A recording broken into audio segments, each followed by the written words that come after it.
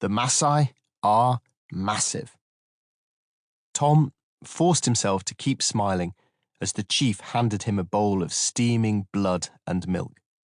Circled around him, on the hard, red earth, in the shade of a thorny African tree, sat 10 tall Maasai warriors, dressed in red robes and dangling earrings.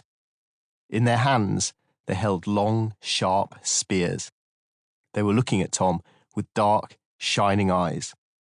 Tom's blue eyes looked back at them. He was wearing shorts and a t-shirt. His clothes had faded in the African sun and were very dirty. The spears glinted in the hot sunshine. Tom looked away from the men and down at the carved wooden bowl. The mixture of cow's blood and milk was warm, and as the disgusting smell of the blood reached Tom's nose, he had to fight his stomach not to be sick. "Oh, pretend it's strawberry milkshake," he pleaded silently to his stomach, with his smile superglued to his face. "Just pretend it's milkshake."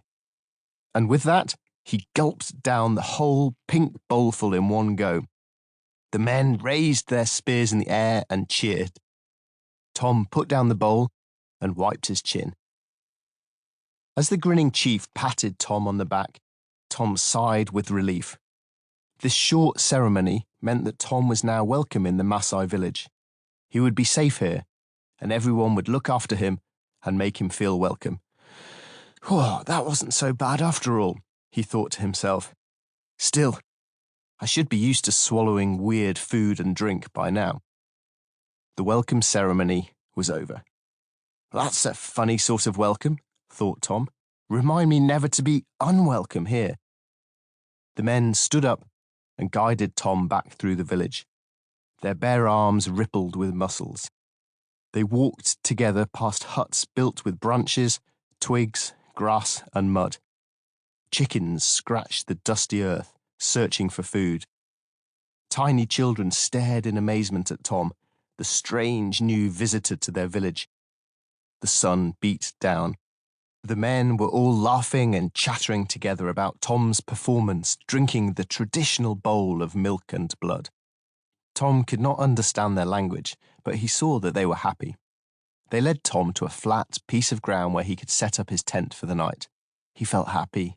He was tired after another long day's ride, but he had made new friends in this village, and he had a good place to put his tent for the night. Plus, he was having a real adventure. Tom thought of his friends back home, wondering what they were doing right now. What would they think if they knew that Tom had ridden his bicycle all the way to Africa? He didn't think that they would believe him. Would you believe that someone could ride their bike all the way to Africa? But it was true, all true. Tom finished putting up his tent and unrolled his sleeping bag. Then he thought back to how all this began.